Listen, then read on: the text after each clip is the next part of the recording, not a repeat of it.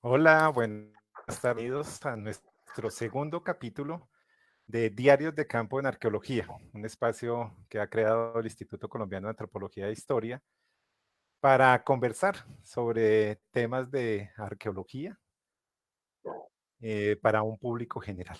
En esta ocasión, en este segundo capítulo, volvemos nuevamente con Alberto Sarchina, investigador del Grupo de Patrimonio del Instituto, quien ha venido desarrollando investigaciones arqueológicas en Santa María la Antigua del Darién. Bienvenido, Alberto, a esta segunda sesión. Hola, muchas gracias. Digamos, da continuidad, por supuesto, a esta primera que estuvo muy amena, muy entretenida, unos temas en realidad bastante sugerentes, incluso dan para discusión, en fin. Ha sido un primer capítulo bien interesante frente a varios de los temas que nos ocupan en Santa María, Alberto. Entonces, hoy seguramente habrán varios temas para conversar y pues te doy la palabra, Alberto, primero pues para el saludo y después, bueno, entramos en la conversación. Bienvenido, Bueno, Alberto. hola, muchas gracias a todos. Y sí, como la otra vez, pues hemos empezado con un tema que era cómo se llegaba a, a Santa María, o sea, por qué los españoles llegan a Santa María, cuál fue todo el proceso con el cual los europeos llegan a América, ¿no? ¿Cuáles fueron las orígenes de todo esto? Obviamente hemos llegado a la mitad del discurso porque nos tomó, pues, pero ese es el sentido del, eh, de estas transmisiones, o sea, tener una charla, digamos, abierta, no es tampoco una charla cerrada. Entonces hoy, Claro. pues no vamos a terminar lo de la otra vez y lo dejamos así, abierto, como algo inconcluso, algo que uno pueda decir, ay, pero me gustaría saber más, y entonces van a la biblioteca y se informan. En este caso, hoy hablamos de Santa María prehispánica, porque Santa María de la Uf, Antigua, o sea, prehispánica. antes de la llegada de los europeos, naturalmente, había algo. Entonces la idea Y es ahí un poco habría eso. ya una, una primera pregunta, Alberto. ¿Quiénes estaban ahí antes de la llegada de los europeos? Mm. ¿Qué gente, digamos, qué nos dice la arqueología o qué has podido tú pues, investigar sobre estas primeras ocupaciones humanas en este territorio tan interesante? Sí. ¿Quiénes eran esas personas? Claro, ¿no? Bueno, ese es un tema bien complejo porque es un tema irresuelto todavía. No tenemos una solución. Sabemos históricamente, o sea, ya se sabía históricamente que los españoles llegan en 1510 y conquistan un poblado. O sea, ellos están escapando de San Sebastián de Urabá, donde han intentado hacer su fundación, digamos, al lado del mar, como tenía que ser, nueva, no era una ocupación ni nada, era una fundación, pero no le funciona, no le funciona, no logran. Los indígenas del otro lado, los urabáes, así llamados, los toman a flechazos no logran salir, no logran ni salir de su pequeño fuerte. Entonces van muriendo de hambre, van quedándose, tienen que comerse entre ellos, o sea, es un caso de canibalismo muy evidente en América, es mucho más evidente del canibalismo indígena, o sea, eso sí es comprobado. Los españoles sí tuvieron que comerse, pues, obviamente los cadáveres, ¿no? Pero pues entonces, bueno, llegan al otro lado, porque Núñez de Balboa, como un deus ex máquina de esta historia, saca de la manga este poblado que él había conocido alrededor de 1504, cuando estaba por aquí con Bastidas. Y estaban haciendo, pues, una cosa intermedia entre una exploración geográfica, una racía de esclavista, o sea, era muy mezclado, digamos, en este momento, ¿no? Pero entonces él conocía un poblado, entonces sabíamos históricamente que Santa María debe tener una base prehispánica, y efectivamente hemos encontrada claramente, muy claramente. Antes que todo, digamos, la relación entre cerámica que se encuentra de origen española y cerámica de origen indígena, pues es una relación como 95% indígena, 5% española, en los puntos donde hay más cerámicas españolas. Digamos, esto cuando hicimos los pozos de sondeo, que mezclan un poco los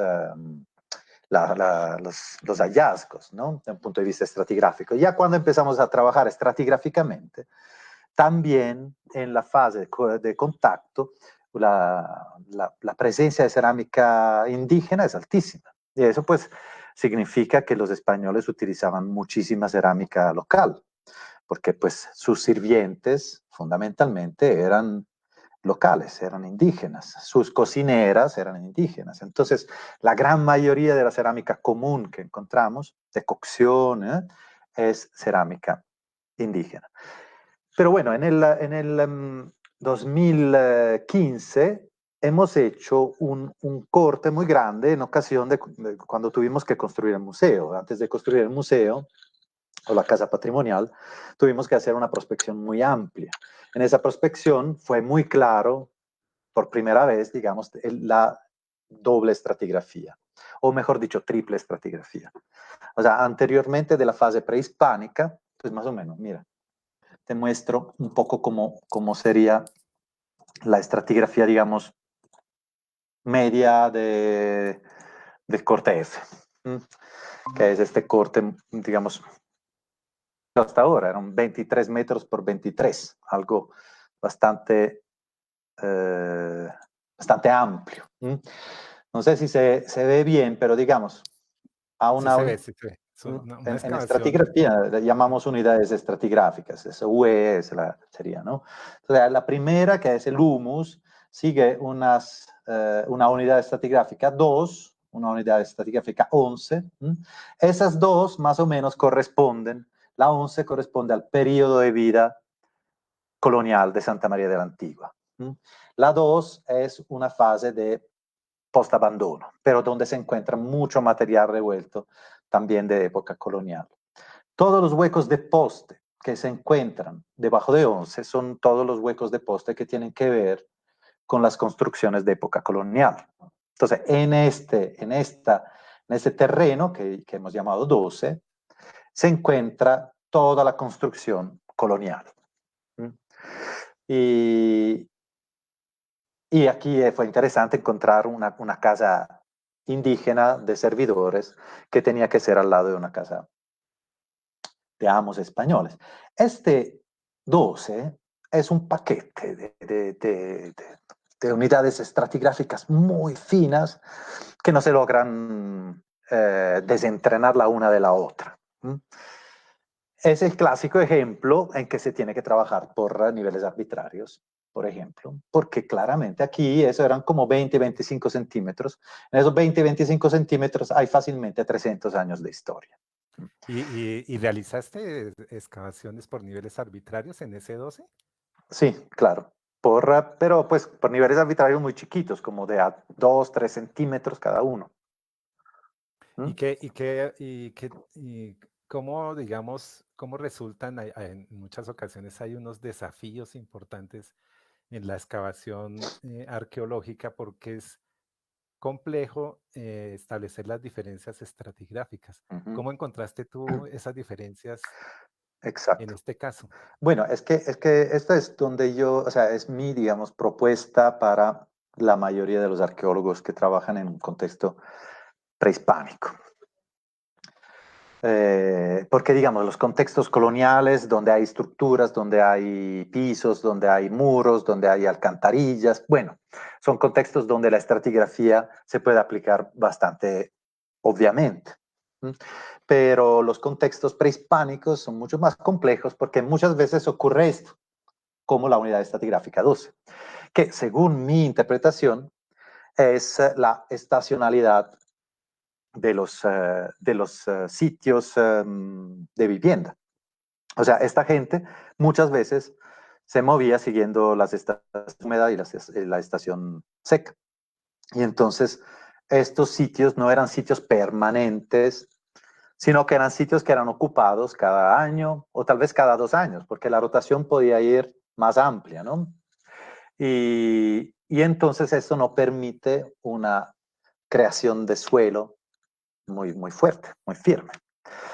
Entonces eso pues te hace entender también unas costumbres, ¿no? de esta gente. Igualmente, aparecen estratos que tú no puedes evitar de encontrar, de reconocer. Por ejemplo, la unidad estratigráfica 94 era una unidad estratigráfica claramente distinta del 12, ¿m? Y la 90 también. Entonces, tú puedes, digamos, donde estás forzado, pues trabajas por niveles arbitrarios, posiblemente chiquitos, y cuando empiezas a reconocer una diferencia muy clara, pues ahí no puedes evitar de pararte y moverte según el movimiento natural de estas diferencias. O sea, aquí ya no es ningún nivel.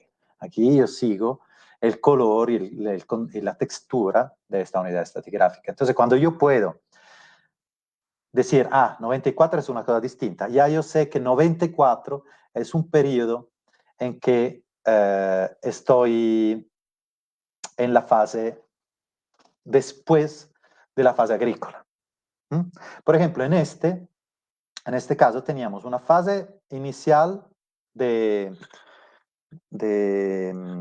viviendas con huecos de postes y una fase sucesiva en que una huerta había cortado esta fase precedente. ¿Mm? Entonces, esto desde un punto de vista estratigráfico es muy claro, porque tú ves que aparecen adentro de los cortes los mismos huecos de poste que aquí te aparecen en el piso. Entonces ya sabes que este cortó una situación así. ¿M? Entonces que todo lo que está aquí adentro es sucesivo a la primerísima fase de vivienda. ¿M? Entonces, como nosotros sabemos por los cuentos de Oviedo y especialmente sí de Oviedo, que ese es el corte, ¿no?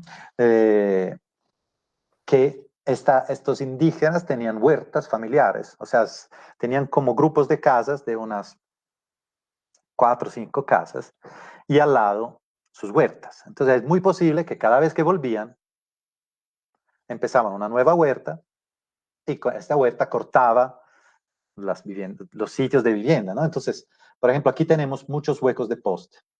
Esa es la fase prehispánica del corte F. No sé si se ve bien. Sí se ve. Hay esas líneas, esas son digamos, unos cortes para cultivar, para controlar el agua, ¿no? Estas líneas cortan, como ves, muchos huecos de poste. Entonces al comienzo uno dice, oiga, pero esta gente de verdad hacía casas adentro de los canales de irrigación, pues se le va a pudrir, ¿no? Pues obviamente esa no era la respuesta. Las casas estaban antes, después este mismo piso es cortado, ¿m? Aquí se ve bien, es cortado aquí la cosa interesante, o sea, ya que hablamos de formas de excavar, ¿no? Allá nosotros trabajamos con comunidad local. Adentro de ellos hay muchos indígenas. Hay un buen grupo, especialmente en Vera, de amigos del poblado de Citará y del poblado de Cuti. Y bueno, yo me encontraba estos huecos de poste dobles. No sé si te ha pasado también a ti, pero bueno. Y a mí era la primera vez. Entonces, pues huecos de poste, uno al lado del otro. Tac, tac, tac, tac. Muchos huecos de poste dobles. Entonces, pues yo estaba enloqueciéndome, o sea, decía, bueno, ¿qué? O sea, pensaron de ponerlo aquí, no, espera, lo pongo aquí. Pero casi todos estos huecos de poste no eran verticales, o sea, el hueco no era 90 grados, sino que eran así, Inclinados. diagonales, inclinados. Y entonces le pregunto esto a un amigo en Vera y le digo, ¿para ti eso tiene un sentido? Dice, pues obvio.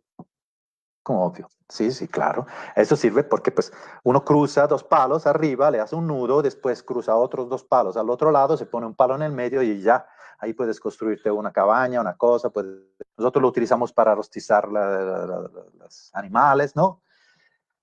Y uno dice, ay, claro. O sea, si hubiera tenido yo que pensarlo, tal vez pues, ponía 2 años y no llegaba a la justa solución que era muy fácil y era muy obvia para alguien que pues de toda forma mantiene todavía formas de construir y de realizar las cosas todavía bastante tradicionales. Entonces esto es muy interesante con trabajar especialmente con trabajadores indígenas.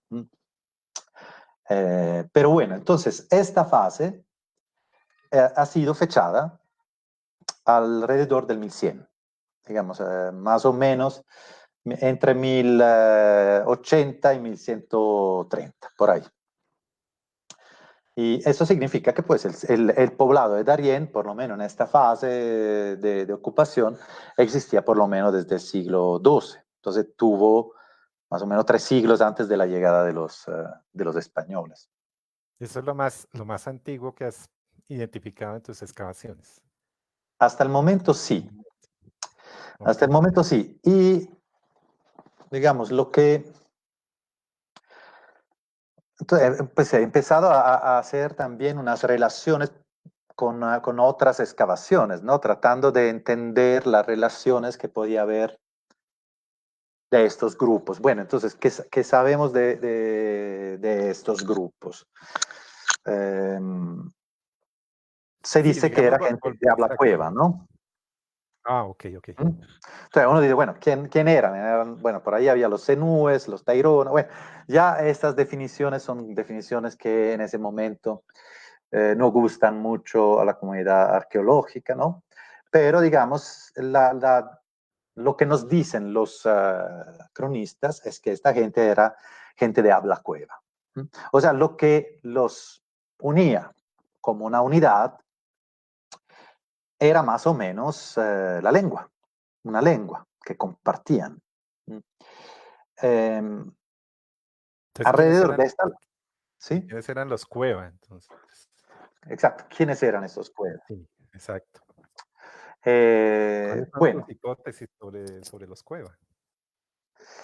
sí, esto, digamos, esto es el punto digamos, de discusión entre los arqueólogos y los historiadores. Porque en general se piensa que eso eran varios grupos digamos, más o menos grandes, más o menos chiquitos, casi cascos, más o menos grandes, más o menos chiquitos, pero distintos, que utilizaban una lengua, como decir el inglés, como una lengua franca, ¿no? Una lengua para intercambiar. Y esta es la teoría que ahora es más fuerte. La empezó a teorizar Kathleen Romoli ya en los años 80 y después, Richard Cook, por ejemplo, es un gran propulsor de esta teoría, que pero es una teoría. En verdad no tenemos ninguna prueba de que esto sea así. Y en las cerámicas que encuentras, en esos tipos cerámicos, ya en la primera sesión nos explicabas, como esto es para pues, públicos generales, nos explicabas qué son los tipos cerámicos. Y tú encuentras Mm. diferencias desde el 1100 que dices que están estas ocupaciones hasta el siglo XVI, o esas cerámicas son muy similares entre sí, o ¿qué has encontrado en esas cerámicas? En verdad sí, hay diferencias. O sea, la cosa interesante es que trabajando con esta, digamos, con esta técnica muy detallada, se logra ver una diferencia entre por lo menos ya tenemos muy claro la diferencia entre lo que es la primera fase, o sea, digamos, entre el siglo XI y el siglo XIII, XIV, y la segunda fase colonial, o sea, el siglo XIV, comienzos de XVI. Hay formas que no aparecen, o sea, que aparecen solamente en la primera fase y no aparecen en la segunda. Hay tipos decorativos que aparecen en la segunda y no aparecen en la primera. Pero, digamos, hay una uniformidad general, digamos, un 50% de tipos decorativos y de formas que se mantiene entre las dos fases, pero hay un 50% de tipos decorativos que que no, que se parecen. Por ejemplo, este tipo, ¿no? Que llamamos redes involutas como tipo decorativo, ¿no? Que tiene estas, digamos, estas formas de redes y de volutas, ¿no? Alternadas. Pues esta es la fase más antigua. Esta es la fase más recién, digamos, la fase colonial. Entre las dos hay una diferencia, hay una pequeña diferencia, pero hay una diferencia. O sea, la forma en que se realiza esa voluta es mucho más profunda, la forma en que se realizan estas redes es mucho más profunda, ¿no? Esto es un grabado, eso ya es una incisión más fuerte. Esas pequeñas distinciones son las que tenemos que decir, estamos en este siglo o estamos en este otro siglo. Entonces, esto es algo que yo he visto en buena parte digamos, de los estudios arqueológicos, porque pues para empezar a comparar, hay estudios que toman grandes espacios, digamos, tipos que tienen un espacio geográfico y cronológico amplio, y lo que tenemos que hacer ahora, o sea, yo creo que no tenemos que contentarnos de esto. O sea, tenemos un buen punto de partida, hechos por muy buenos arqueólogos.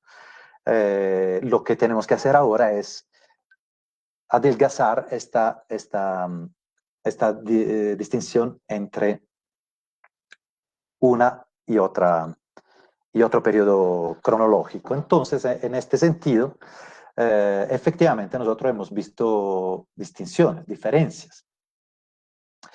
Bueno, por ejemplo, lo que te estaba mostrando aquí es... Entonces resulta un desafío, ¿cierto, Alberto? Yo creo que es lo que pasa también en muchos otros contextos de Colombia, contextos arqueológicos, sitios que se han investigado por años y en donde esto que están mencionando es pues, muy importante, establecer esas diferencias que nos permitan ver cambios en tiempos más cortos, ¿no? No en tiempos tan gruesos como 400, 500 años, sino que podamos ver diferencias en cientos de años y ojalá en décadas, porque eso No, es posible exacto. desde la arqueología, ¿no? Sí. Pero cuando encuentra uno unas cerámicas, similitudes generales, digamos, en esa coloración, los materiales, las arcillas que utilizaron, estas formas que en muchas ocasiones se mantienen por años.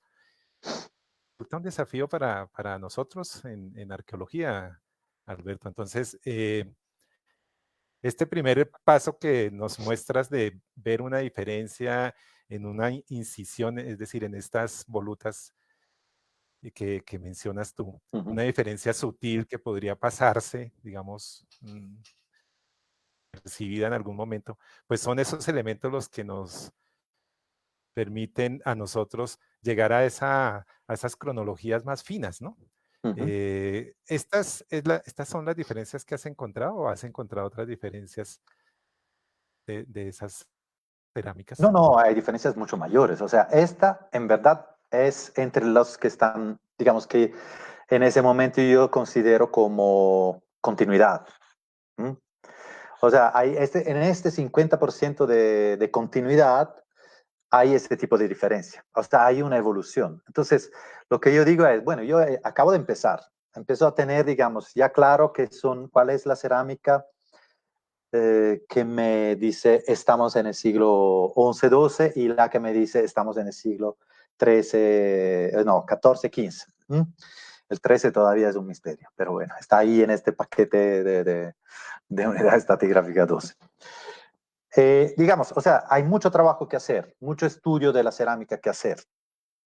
Y, y en el sentido que se puede refinar y refinar más. Entonces, mi propuesta digamos, a la comunidad arqueológica es esta, o sea, ¿por qué no nos vamos a ir más en el detalle y no nos acontentamos de cosas ya establecidas? Por ejemplo,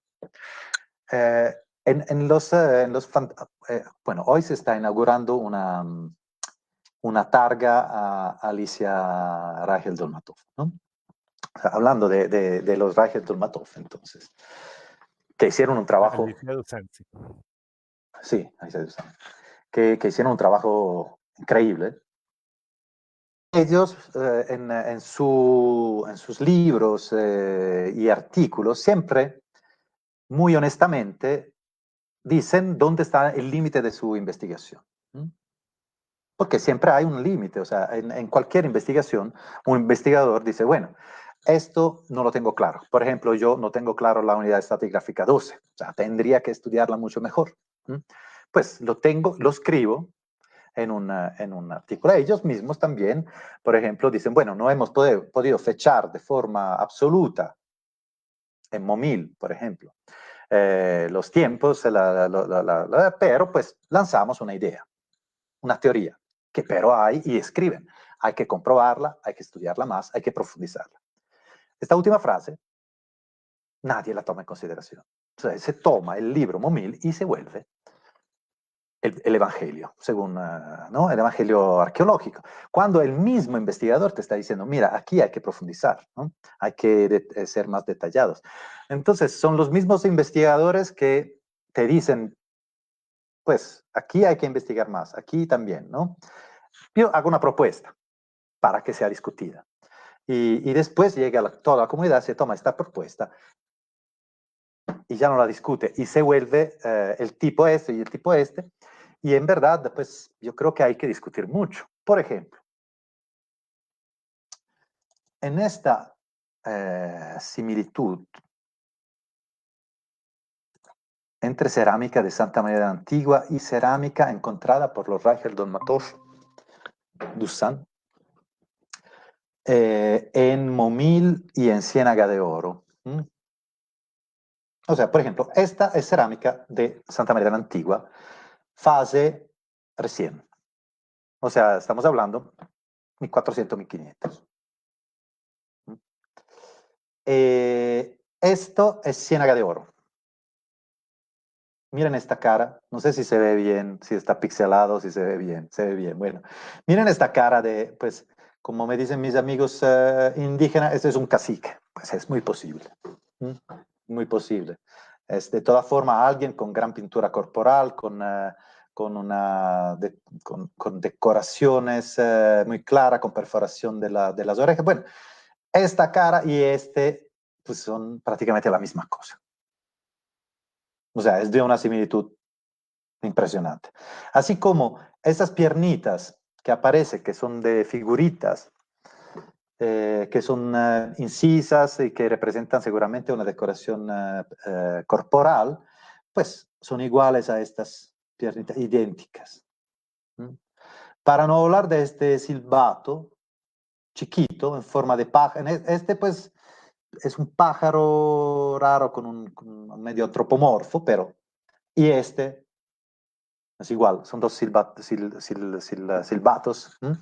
chiquitos en formas de pájaro, muy iguales, muy parecidos. Pero Ciénaga de Oro, según la cronología aceptada, es mucho más antiguo de la fase de contacto. Entonces, bueno, o sea, se abren, ¿no? Y si uno va a ver Momil, la fase 2, pues también hay similitudes, ¿no? En esta cara, en esta forma y en esas piernitas, o sea, hay cosas que se parecen.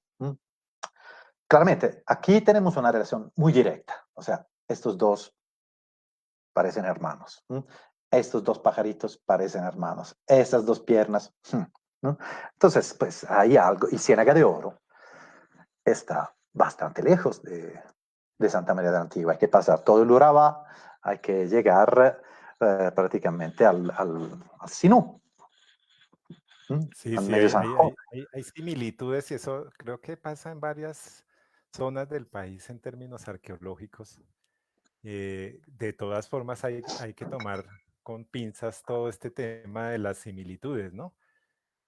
En ocasiones, pues ya no en tiempos recientes, pero en el pasado, algunos trabajos, digamos, le daban más, un valor muy alto al tema de las similitudes y llegaban al punto de considerar que es la misma población, ¿no? Pero Ah, las no, pues, similitudes, por supuesto, deben tomarse como referentes de, digamos, de grandes zonas en donde, por supuesto, y esto tiene que ver con, pues, qué tipo de población vivió ahí, y tú lo has dicho, mire, sí hay similitudes en lo que presentas, pero las temporalidades son muy diferentes de todas maneras, ¿no? Pues exacto, Móviles muy temprano.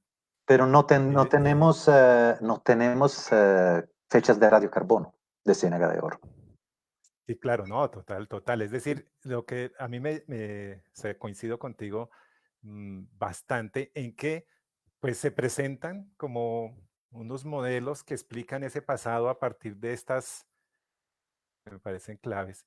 Y nosotros pues empezamos a mirar si el modelo explica bien ese pasado, si en realidad Ujú, estamos construyendo ese rompecabezas de la manera adecuada. Entonces, sí hay unas similitudes interesantísimas, pero diría yo que esas similitudes podrían en un primer momento compararse al menos con temporalidades similares, ¿cierto? Digamos, como en un primer momento para mirar a ver, digamos, esas posibles relaciones que han habido en esa parte norte, porque sí hay, digamos, sí hay unos, o sea, uno piensa a partir de los hallazgos arqueológicos de esa zona y piensa, digo, en los siglos entre el décimo y el 14 después de Cristo, uno piensa, digamos, en esas relaciones muy generales, gruesas, gruesas, en términos de estas poblaciones están en contacto, en relación, qué tipo de relación hay, en fin, ujú. porque uno no las entiende aisladas completamente. ¿Tú qué piensas de eso? No, es todo, todo, todo al revés. En verdad, eh, mira, aquí está, digamos, el panorama geográfico un poquito más amplio. En verdad, yo pienso, o sea, nosotros consideramos a estas poblaciones indígenas, especialmente las prehispánicas, pero también las contemporáneas, como muy estáticas, muy, unos grupos muy cerrados. Y yo creo que era todo el contrario, o sea, había muchos movimientos, había sabemos muy bien que había navegación, por lo menos en el Pacífico y seguramente en el Atlántico, había canoas gigantes de 80 personas, o sea, que pasaban por el océano. Entonces había seguramente muchos contactos que nosotros no, no, imaginamos, ¿no? Entonces, si Ciénaga de Oro está aquí, Santa María de la Antigua está aquí, pues estamos en un rango amplio, pero para nada imposible. O sea, esta gente tenía muchas conexiones. Ahora mismo yo tengo amigos en el Darién que, por ejemplo, pues no sé, hay un amigo, se llama Antonio, él es en Vera, pero mitad Guaunán, y se la pasa, pues no es que se la pasa, pero va muchas veces al año en Panamá, cruzando todas las fronteras del mundo, llegando al otro lado de Panamá, la parte más occidental, vuelve. Es gente que además es poliglota, habla muchas lenguas, ¿no? En Citará se hablan 4 lenguas, pero son lenguas indígenas. Entonces, pues después uno dice, ay, pero habla mal el español, pero pues habla 4 lenguas. O sea, habla Guaunán, Embera, algo de Cuna y también, porque Embera también es un universo, ¿no? Porque el Catillo es hablan de cierta forma, los Dovidá otra forma, muy distinta. Entonces, yo creo que como hay esta movilidad ahora, seguramente había esta movilidad también en el pasado, ¿no? Entonces, había seguramente poblaciones aisladas en montañeras o cosas así, pero la mayoría de esta gente se movía mucho. Entonces, claro, estas similitudes pues pueden ser parte de un intercambio de ideas, de un intercambio. Lo que yo quería decir es que Ciénaga de Oro, en verdad, Rangel Dolmatov hace una propuesta cronológica, pero él no tiene una fecha. Y lo dice claramente, dice, bueno, hay que excavarlo mejor, hay que terminarlo bien, hay que encontrar, ¿no? Porque esto es mucho material que a veces es entregado, es ofrecido, no se sabe bien de dónde está saliendo. Claro, Momil no, Momil es una excavación muy bien hecha. Entonces, este es un poco el panorama del... Yo quisiera retomar un tema que ya has mencionado sobre los Cueva, eh, y me gustaría que ampliaras digamos, qué nos dice la genética. ¿Hay hay, digamos, trabajos que nos hablen de esos temas? O Sí, cuéntanos, Alberto. digamos, la genética es algo que en este momento es muy trendy. Si no utilizas algo de genética, pues, hermano, qué arqueólogo. Pero es trendy, pero es muy útil. En verdad, yo creo, o sea, yo mismo quiero hacer estudios genéticos, pero de genética antigua especialmente, ¿no? Pero claramente, como se ha excavado poco, se ha podido excavar poco, digamos, esto es el panorama del área cueva, ¿no? Un poco, digamos, este es un famoso mapa que hizo Kathleen Romoli. Más o menos el área cueva iría desde el Golfo de Urabá, cruzaría justo en esta parte de la serranía para cerrar hacia el sur y hacia el oeste llegaría aquí, Chame.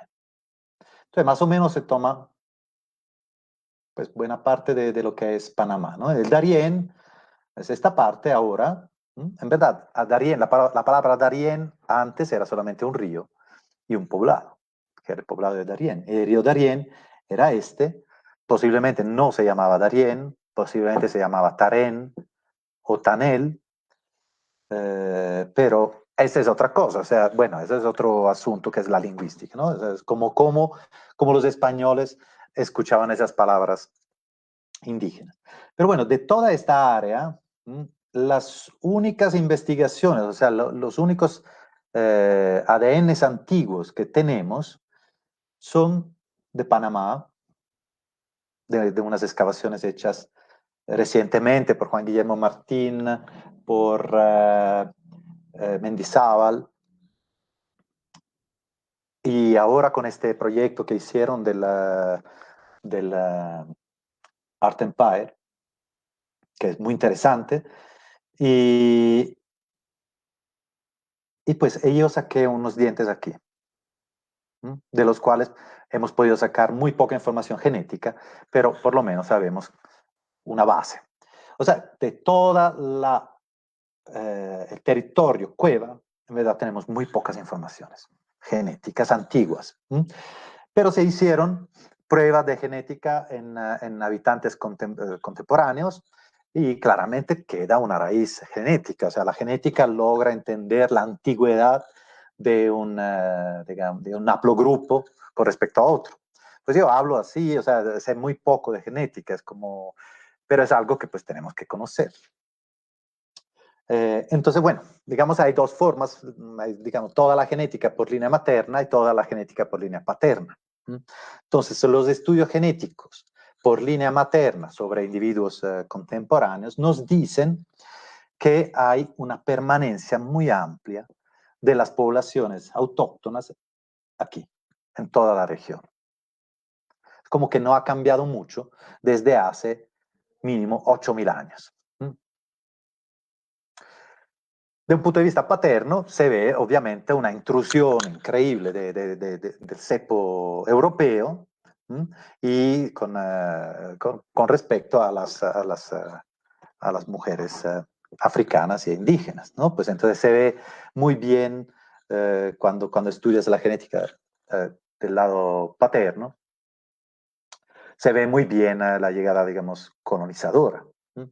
Pero este dato de que pues fundamentalmente no hay un gran cambio genético en la población de Panamá, pues, pero pues obviamente tiene que llegar hasta el noroeste de Colombia. Es un dato interesante, porque uno diría, pues estamos en el estrecho, o sea, de pasaje de todas las poblaciones del norte a sur, de sur a norte. Teóricamente aquí tendría que haber mucho cambio. en verdad es como que los que llegan aquí se quedan.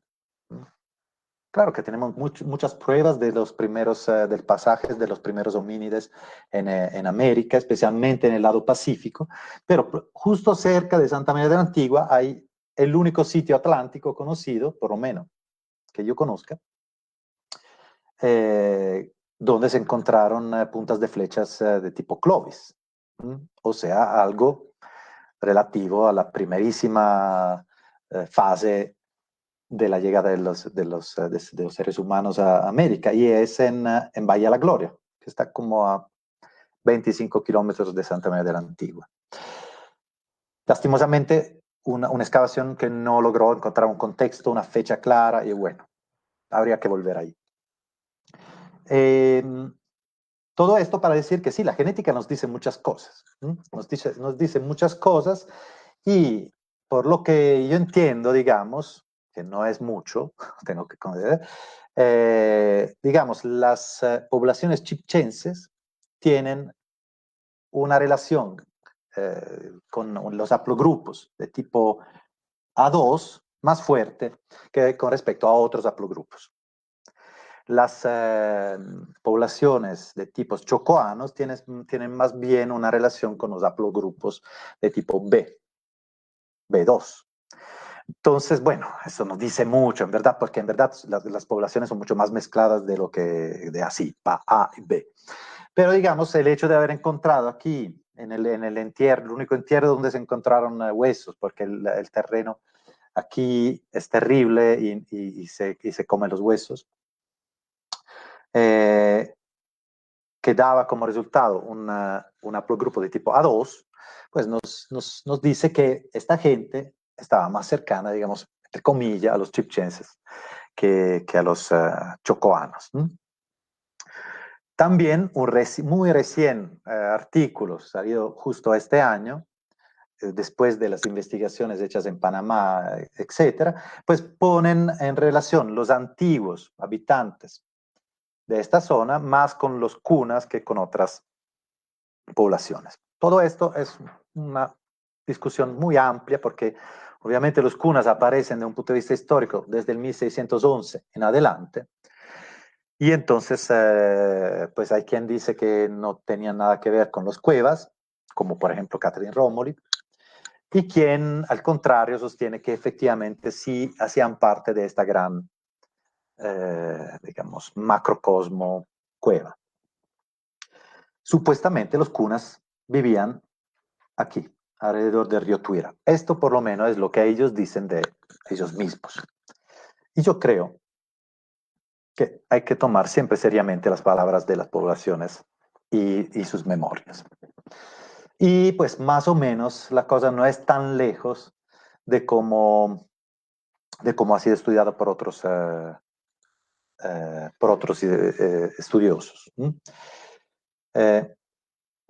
Yo pues estoy tratando personalmente de hacerme un mapa de estas poblaciones. Entonces estoy volviendo a estudiar las crónicas en forma muy detallada. Y por ejemplo, en esta búsqueda he vuelto a leer el famoso viaje de Balboa al Pacífico, porque Balboa pasa por una serie de cacicazgos, ¿no? Entonces el cacicazgo más cercano era Careta. Después había Comogre, Pocorosa, etc. Pero volviendo a leer bien atentamente Oviedo y Herrera, que son los que nos cuentan. Bueno, Oviedo era más o menos contemporáneo, vivió en Santa María de la Antigua, él tenía las cartas que había dejado Balboa, entonces bueno, pues a mí me sale un mapa ligeramente distinto, por lo menos ahora estoy en una fase, digamos, embrional de ese estudio,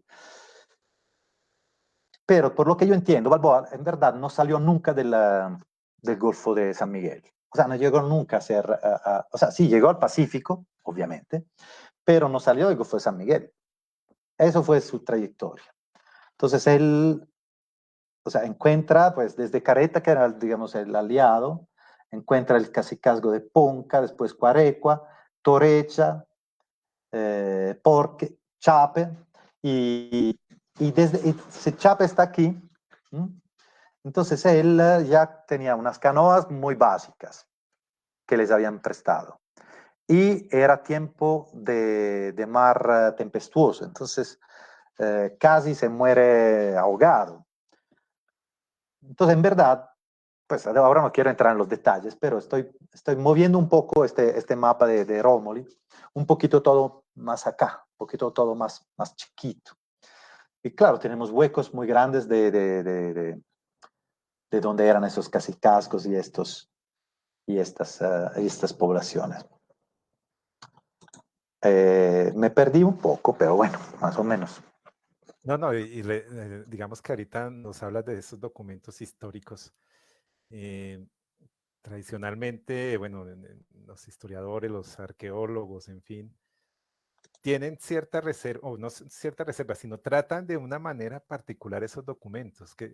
¿Cómo has hecho tú con ese tema en algún momento nos hablabas de la traducción, y en este caso también, digamos, hay unas miradas de Mm. estos personajes que escribieron en estos primeros momentos en la llegada a esta tierra firme, a este continente, y cómo has tratado tú ese tema en esos documentos que has visto, que has No, claro, identificado.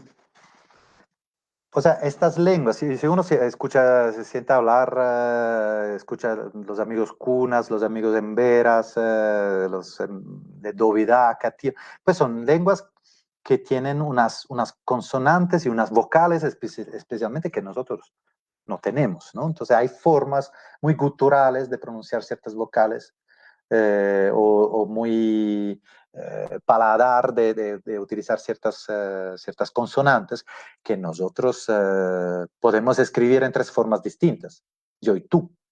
O sea, si hacemos un experimento y un amigo en Vera nos dice una palabra, tú la vas a escribir en una forma y yo la voy a escribir en otra. Y ya esto empieza a crear confusión. Entonces, por esto, por ejemplo, en este famoso trayecto de Balboa, Herrera, que bueno, escribe en 1600, pero es el historiador oficial, entonces tiene todos los documentos, en verdad nos da algunos detalles que Oviedo, que el mismo Oviedo no da. Herrera llama a algunos caciques distinto de cómo los llama Oviedo, y son los mismos, o sea, es obvio que ahora, pues, ahora no me acuerdo exactamente, pero por ejemplo, hay el cacique de Tevaca, el otro lo llama Tumaca o algo por el estilo, ¿no? No, lo llama Tumaco, Tumaco. Bueno, eh, entonces, bueno, uno lo llama Tumaco, el otro Tevaca. Seguramente era una vía intermedia, o sea, quién sabe cómo se pronunciaba este nombre.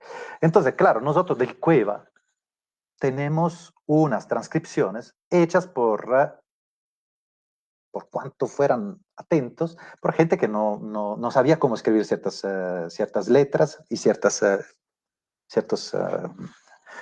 especialmente ciertas vocales. Entonces, pues transcribía de cierta forma. Además, después uno tiene errores de transcripciones de los transcriptores, lo que transcribir una palabra que no entienden, pues ahí hay una segunda posibilidad de equivocación. Entonces nos basamos en decidir que la lingüística cueva, pues hay un famoso lingüista que se llama Constenla, de Costa Rica, eh, que pues un gran estudioso, de verdad, el mejor estudioso de lenguas chipchenses, y él, según él, el cueva no era chipchense, era más bien chocoano. Y pues yo no, o sea, para mí sería bien raro que esta gente no fuera chipchense. Porque pues, o sea, la expansión chipchense tiene bueno, no tengo aquí ningún mapa de esto, pero digamos está desde Costa Rica, desde Nicaragua, oeste de Panamá, y se va moviendo alrededor del 4000 hacia Occidente. O sea, empieza a dividirse y ya las lenguas empiezan a dividirse. También los lingüistas tienen una forma para dar un tiempo más o menos antiguo a estas lenguas, es muy interesante, porque ven si aparece, por ejemplo, la palabra maíz, es igual, no la palabra yuca, etcétera, ¿no? Conectándose con lo arqueológico. Prácticamente llegan hasta la Sierra Nevada, después llegan hasta aquí, o sea, altiplano cundiboyacense, con los muiscas, y dejan un hueco justo en el medio, o sea, en todo el Darién tendría que ser una tierra no chipchense, sería pues un poco raro. Pero bueno, y entonces yo digo, pues es muy difícil estudiar una lengua mal escuchada, o sea, no es que el lingüista va en una lengua viva con gente que le está hablando, puede transcribir con los fonemas justos, ¿no? Sino que tiene que basarse sobre una mala transcripción hecha por gente, pues, muchas veces poco interesada, ¿no? Ese es un poco mi, digamos, límite que le veo. Sí, eso es muy interesante. Hoy en día pasa lo mismo, ¿no? Hay tantas versiones sobre un mismo hecho, ¿no?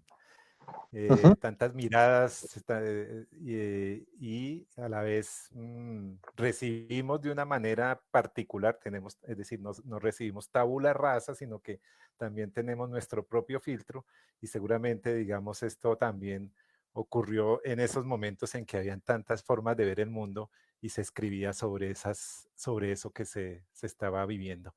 Ujú. Alberto, tú hablaste hace un momento de las excavaciones arqueológicas y del trabajo con la comunidad. Esa Sí. parte me parece muy clave.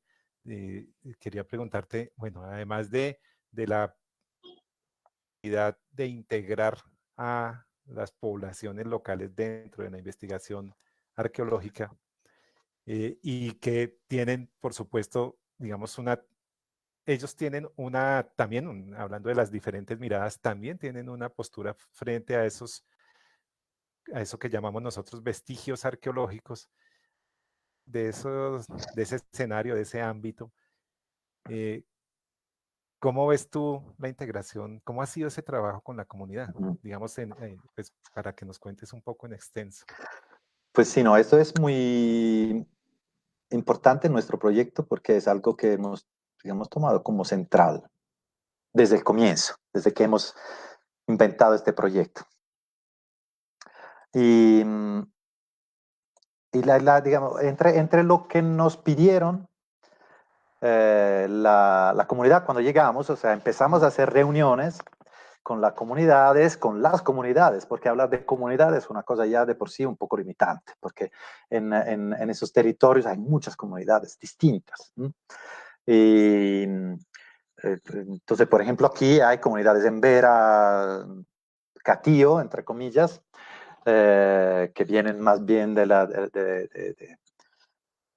parte este de Urabá, en Vera, Dovidá, que son más bien del río, y llegan más bien del sur, del Chocó.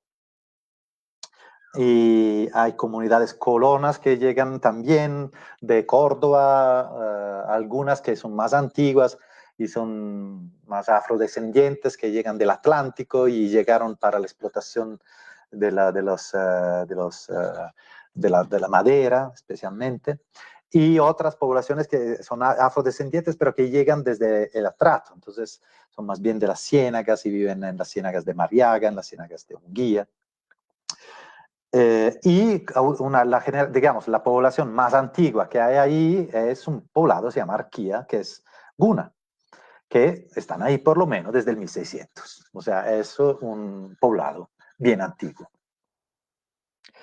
Bueno, es toda esta variedad, y después, porque claro, adentro de la variedad hay otras variedades, ¿no? Después llegaron también los paisas, entonces hay poblados paisas, algunos fundados por un cura eh, que se llamaba Cides Fernández, el cura volador. Bueno, es otra historia maravillosa. Bueno, o sea, cada una de de esos poblados y poblaciones tiene una historia maravillosa y tiene unas. La cosa es que muchas veces estas poblaciones no se hablan mucho entre sí, ¿no? Entonces, sí, claro, los embera se van hacia Panamá a encontrar otras poblaciones de embera, pero pocas veces se encuentran con los cunas. Aunque pues yo conozco casos claramente de parejas mixtas, cunas embera, pero en general no son poblaciones que se encuentran mucho. Y los afros de la Ciénaga tampoco pues encuentran emberas y los emberas no conocen muy bien. Hemos llegado, hemos hablado con todas las comunidades y pues tres cosas eran claras. La primera era que no querían que nosotros lleváramos los hallazgos que encontráramos, porque siempre habían sido tratados así, siempre, todas las veces que habían ido investigadores, pues habían llegado, María Leopoldo llega, se toma todo y se lo lleva. Después, Graciliano y las investigaciones de la Universidad de Antioquia también no dejan nada ya. ¿Mm? Por cuanto, pues, o sea, con todo, digamos, eso no es un juicio, digamos, es lo que ha pasado y que normalmente pasa, porque claramente yo, investigador, me llevo todo a mi laboratorio cerca de mi casa y me lo puedo estudiar bien, ¿no? Pero esta gente decía, no, queremos que las cosas se queden, entonces tienen que encontrar un sitio aquí para... Y nosotros dijimos, bueno, no hay ningún problema. Alquilamos una casita, era una choza bastante chiquita, y ahí dejamos todo. Eso, claro, da un problema. O sea, cuando me toca estudiar la cerámica, me toca ir allá. Entonces, por eso me falta todavía mucho, porque cada vez tengo que llegar al Urabá para estudiar bien la cerámica. Pero bueno, eso era una paréntesis. Y la segunda cosa era que los trabajadores tenían que ser, o sea, que la población tenía que participar en los trabajos. Lo que pues me parecía por lo menos obvio. O sea, era lo mínimo. Y luego que construyéramos una casa patrimonial para poder mostrar, para tener un museo allá, para poder contener todo el material y poder mostrar las cosas. Entonces, bueno, y también que fueran visibles las tres, digamos, las tres facetas más evidentes de las comunidades, o sea, los indígenas, los afros y los colonos. Muy bien. Todo nos pareció muy bien. Un poco incómodo lo de las cerámica aquí, pero se bajó, o sea, con pocos arqueólogos, pocos que veníamos desde aquí, y la mayoría era gente local. Entonces lo que empezamos a hacer, bueno, es que esta gente de a poco se iba formando. O sea, pasaba un año, pasaban 2 años y la gente se iba formando. Y entonces volvían, algunos volvían el primero, y, y especialmente, entonces dijimos, bueno, si hay que formarlos, formámoslos bien. Hagamos también escuela. Empezamos a hacer escuelas por ejemplo, esta es de dibujo de la cerámica, ¿no? Para todos los participantes de la excavación. Entonces, para que nos ayudaran a dibujar la cerámica, para que empezaran a trabajar en la restauración. Entonces, hay gente que se ha formado. Por ejemplo, estas dos señoras son muy buenas restauradoras, ¿no? Muy buenas restauradoras locales. Y, y bueno, entonces, pues se empezó a armar alrededor del trabajo arqueológico, pues una conciencia distinta de los hallazgos arqueológicos, de lo que se encontraba. Ya no era, pues, la cerámica botada por ahí, cosas sin importancia, sino que empezaba a tomar un sentido. La cerámica se puede pegar, se puede restaurar, ¿no? Entonces invitábamos todas las veces que venía algún profesor a trabajar con nosotros a también hacer clases de este tipo. Después de un poco de tiempo, se realizó una cosa que se llama el Comité Cultural del Darién, que ya no tiene que ver con las investigaciones en sí, pero sí tiene que ver con la casa patrimonial, que es esta que ustedes ven en esta foto. O sea, por fin se realizó la casa patrimonial, que tenía también el sentido de ser un sitio de encuentro para todas esas culturas, ¿no? Entonces, ese sitio de encuentro es, bueno, ¿qué vamos a hacer en ese sitio de encuentro? Entonces, la idea fue, pues, vamos a hacer cultura, ¿no? Esa es una casa cultural. Entonces, la idea fue empezar a generar propuestas que salieron, por ejemplo, hicimos unos días de danza, días de encuentros culturales muy, muy lindos. Entonces, bueno, digamos que en los años esta relación con la comunidad ha sido una parte muy, muy enriquecedora del proyecto. Entonces, es un proyecto que ya no es solamente académico y queda solamente en lo académico, sino que tiene toda una expansión hacia toda la región. Y eso me parece muy, muy interesante. Excelente. Ese creo que es uno de los elementos que en mi concepto pues tiene mucho valor en el trabajo que se está realizando allá, Alberto. Y es justamente la articulación o este trabajo con la comunidad y poderlos integrar incluso en los temas museográficos, ¿no? Ujú. En que ellos participen de esa puesta en valor de esos bienes, de la difusión misma. Es decir, tienen una voz frente a, a que se muestra, que se hace del conocimiento de todos. Ese creo que es un aspecto importante y que, mm, digamos, sí hay ejemplos en otros lados del país, por supuesto, pero es, digamos, la línea hacia la que deberíamos conducirnos todos, ¿no? A la integración de las comunidades dentro de los proyectos de investigación.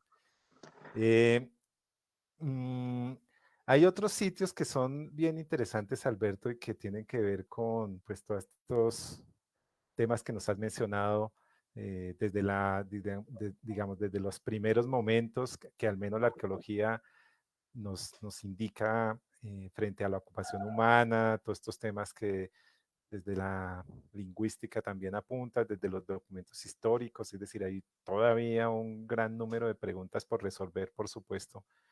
Vas en una línea que yo considero pues ha aportado bastante a generar esos modelos explicativos del pasado.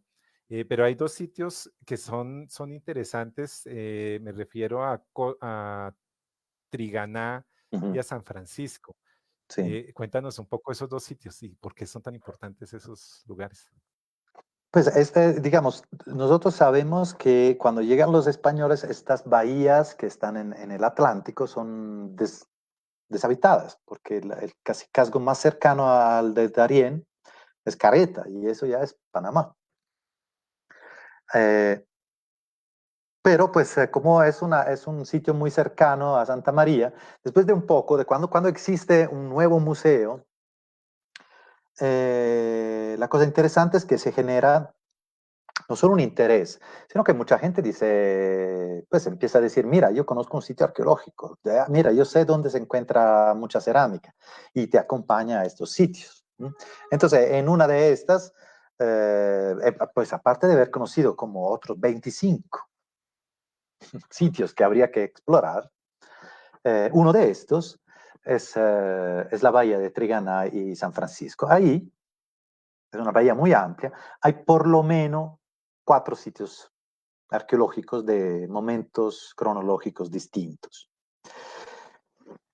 Fuimos en una salida de campo universitaria con un grupo del externado, muy pocos afortunados porque era un sitio encantador, eran solamente 4 afortunados, uno intentó suicidarse en el mar pero no lo logró. Bueno, no, ese es todo otro cuento. No, no era un suicidio, era un intento, bueno, era un intento de demostrar que era más fuerte que Tarzán, entonces bueno, de llegar hasta la isla de hace 4 kilómetros. Parte de esta pequeña paréntesis, llegamos en este sitio encantador y ¿por qué? La señora que vive ahí, que se llama Marta Asprilla, la saludo, pues no sé si por si acaso, es una persona muy chévere y, o sea, es una persona con una, digamos, una sensibilidad hacia la arqueología muy, muy interesante. En su finca se encontró muchísimo material y entonces ella quiere donarlo al parque, o sea, al museo. Porque pues ya es el museo de referencia para la región. Y es una región re importante desde un punto de vista arqueológico. Entonces, hay algunas piezas que nos llegaron que son muy, muy significativas. ¿Por qué?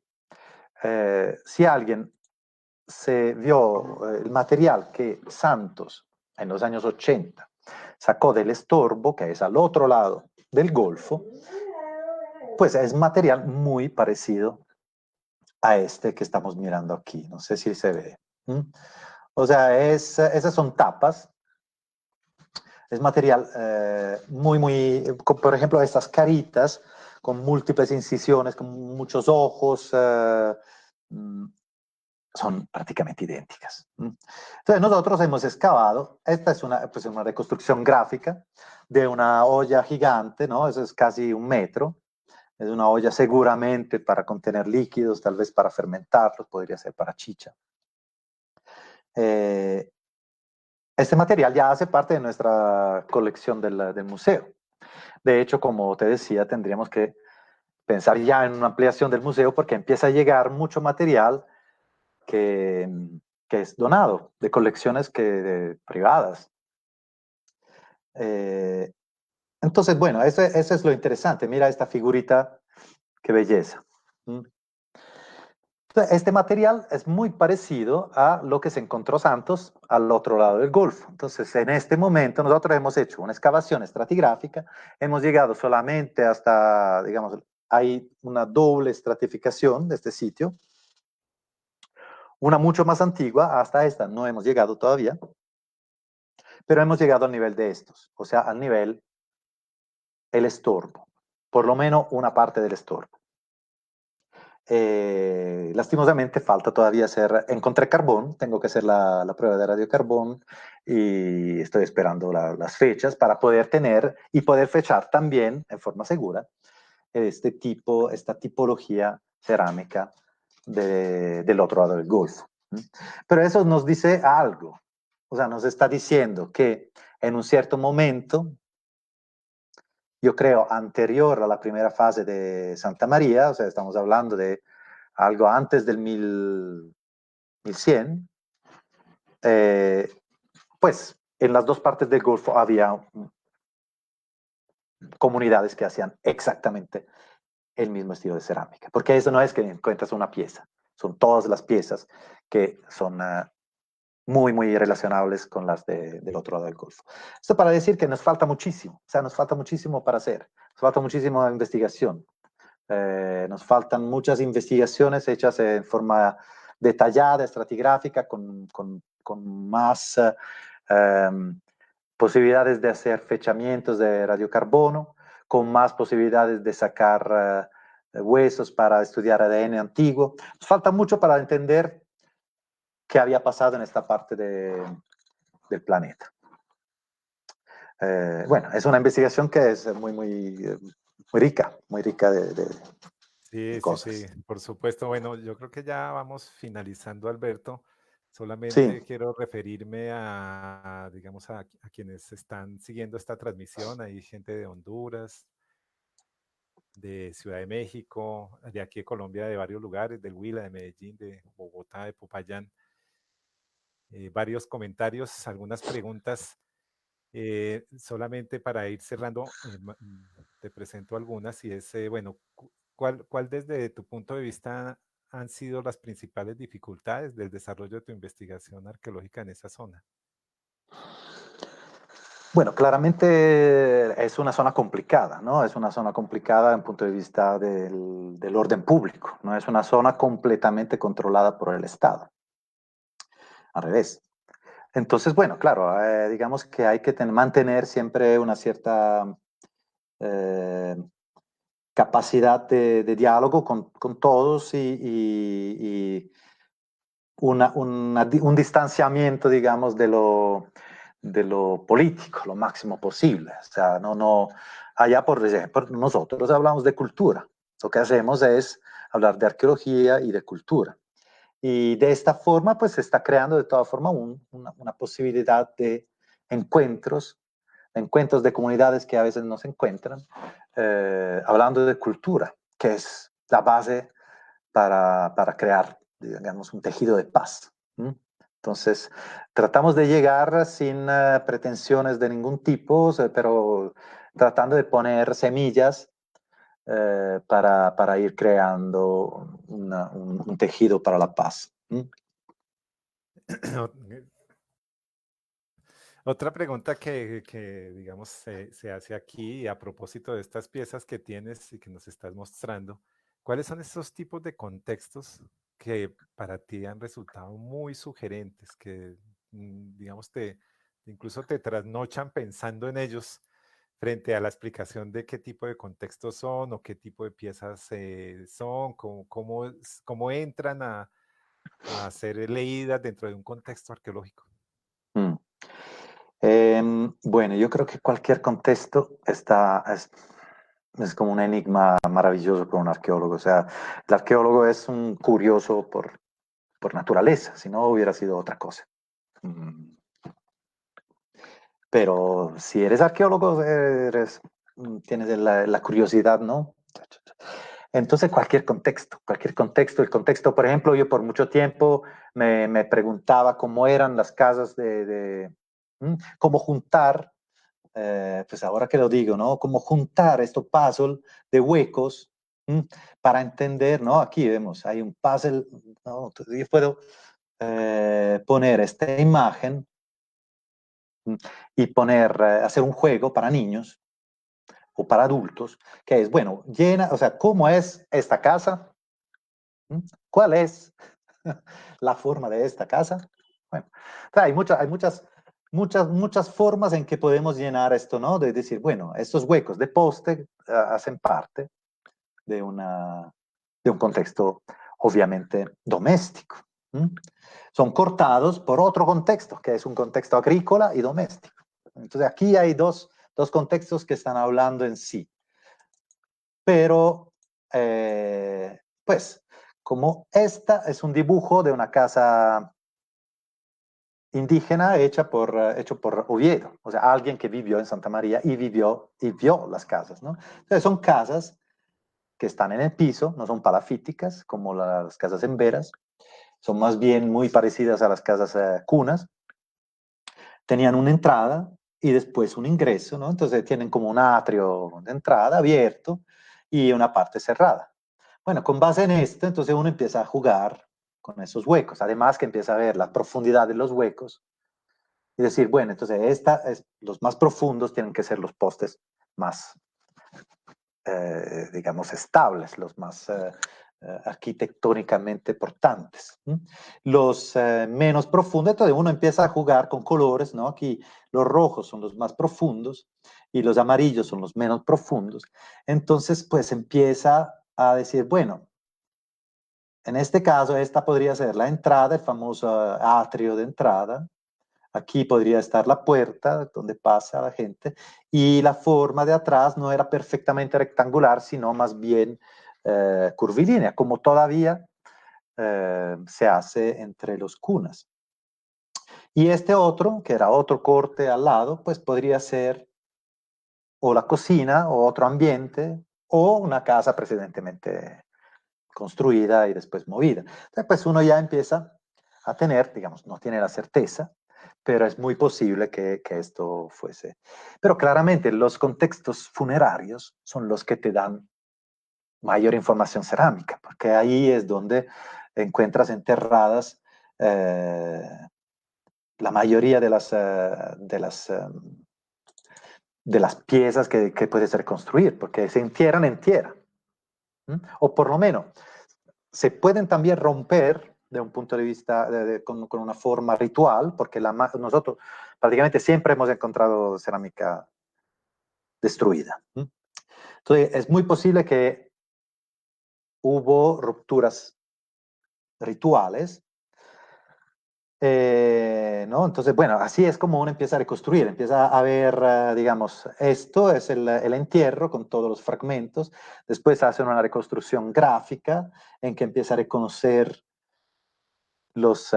después llega una muy buena restauradora que se llama Tabita Serrano y recompone este puzzle terrible y empiezas ya a ver las piezas y empiezas a decir, bueno, entonces hay este tipo de decoración, es un esgrafiado y entonces hay también esta parte más oscura significa que hay un engobe, o sea, hay una forma de decoración. Bueno, y ya puedes empezar a razonar sobre ciertas cosas. O te encuentras entierros así.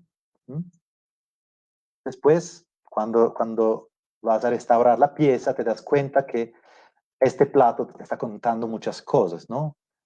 Esas líneas, pues para los cunas, esas son las líneas que definen, por ejemplo, el norte, el sur, las líneas cardinales, digamos, pero tienen un significado metafísico mucho más amplio que sencillamente el norte, el sur. Y pues, y después cuando restauras todas las piezas, encuentras que hay varios, digamos, ese es un tipo cerámico con varias variantes. Entonces, bueno, pero el entierro más sorprendente hasta el momento es este. Ese entierro, que es el M1, fue abierto, este es el hueco, en época española. O sea, los españoles, trabajando estratigráficamente, uno se da cuenta, ¿no?, cuando empiezan los huecos. Entonces, este hueco empezaba en la estratigrafía española, de fase colonial. Entonces, los españoles saquearon una tumba, pero no se dieron cuenta que al lado había otra, que era esta. Entonces, nos dejaron, por suerte, la mitad de la cerámica y de la jarra de este entierro, que resultó ser muy importante porque estas piezas, que son más o menos únicas, digamos, son unas piezas, unas figuras femeninas pintadas con pinturas corporal, eso son esgrafiados encima de los... están todavía en fase de restauración, esta tiene que ser terminada, esta ya es terminada. Son figuras muy interesantes, o sea, que no tienen mucha comparación con otras figuras de la zona. Entonces, pues nos están ya diciendo, bueno, esto es lo que la élite, por lo menos, de este grupo, tenía para ser enterrada, ¿no? Porque piezas así las hemos encontrado solamente en ese entierro. Bueno, creo que me amplié mucho de la respuesta. Está muy buena esta última parte. Una última pregunta. Nos dicen, ¿en qué forma las poblaciones contemporáneas se relacionan con la simbología presente en el material arqueológico? Pues interesante. Esto es importante con las poblaciones contemporáneas indígenas, que se reconocen o en algunas piezas, ¿no? En algunos detalles. Entonces, por ejemplo, me acuerdo con los amigos emberas. Los emberas saben perfectamente que ellos están en un territorio que antiguamente era cuna de esto. Al revés. Están como, pues, es parte de su historia el hecho de haber tenido una guerra con los cunas y de haberla ganada. Entonces saben que están en territorio cuna. Entonces cuando encontrábamos ese tipo de carita, que es muy típico de las decoraciones de las vasijas, modeladas, son decoraciones modeladas, aplicadas y modeladas, son unas caritas muy típicas con esos ojos a grano de café, con esas narices grandes. Bueno, yo me acuerdo que cuando encontrábamos esto, los amigos en Vera decían, ajá, ese es un cuna. Pero ¿cómo lo dices? Pero para ellos era obvio, pero mírale la cara. ¿No? Porque pues no sé, por esta forma de nariz, de ojos, seguramente entre ellos, ¿no? Hay esta cosa. Pero, por ejemplo, pues lo más, qué pena, esa es mi perrita que está diciéndome algo al respecto del horario.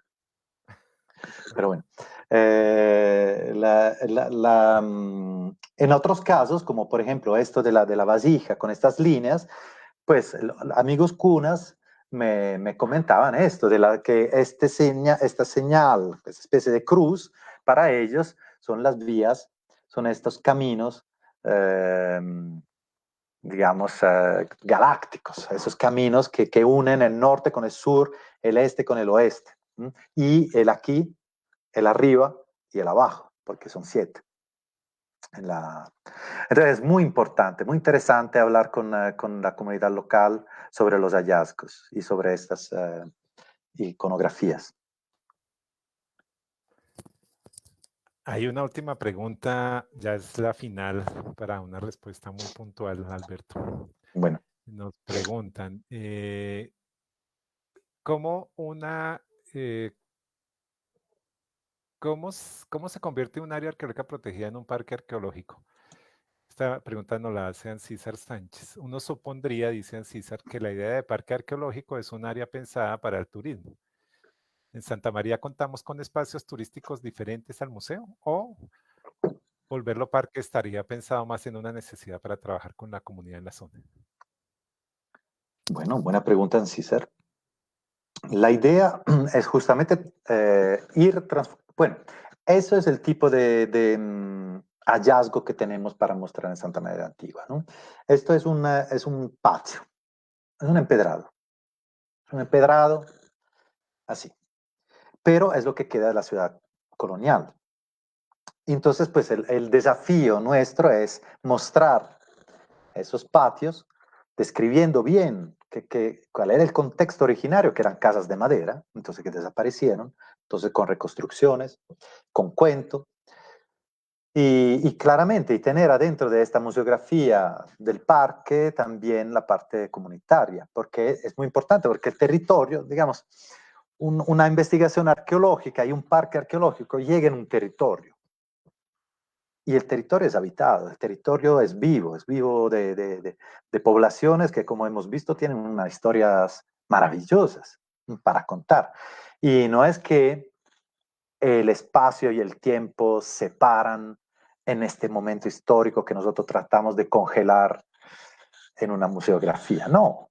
El tiempo continúa y continúa interesante. Por ejemplo, todo el periodo de ocupación guna, desde el 1600 hasta finales del 800, pues es un periodo increíble, maravilloso, importantísimo. Son 300 años de historia. ¿Qué? ¿No la contamos? La contamos, sí que la contamos. Y la llegada de los Embera a la guerra mítica entre los Emberas y los Cunas, que digamos, en todos los cuentos de ellos aparece como un momento mítico y mitológico, que no lo contamos. Lo contamos, sí que lo contamos, porque es muy interesante.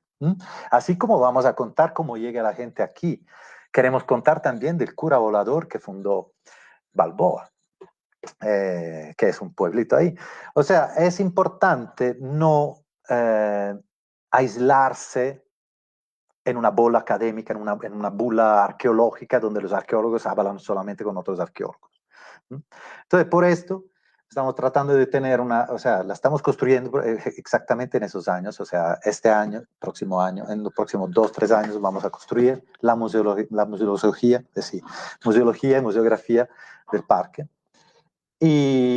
pero sí con una presencia de la comunidad. Entonces, claramente, los gunas, los amigos gunas nos contarán bien sus historias y los amigos en Veras y también los amigos de Balboa y de Gilgal nos contarán bien del cura volador. Gracias, Alberto. Bueno, Bueno, pues ya con esto finalizamos el capítulo 2 y dejamos, pues por supuesto, la invitación para el capítulo 3 con Alberto, que nos seguirá contando, digamos, otros temas, otros ámbitos de la arqueología aquí en Diarios de Campo de Arqueología. Muchas gracias a todos, muchas gracias al equipo técnico, Leider, Nicolás, en fin, a todos muchas gracias y nos vemos entonces en el próximo capítulo. Hasta luego. chao, gracias.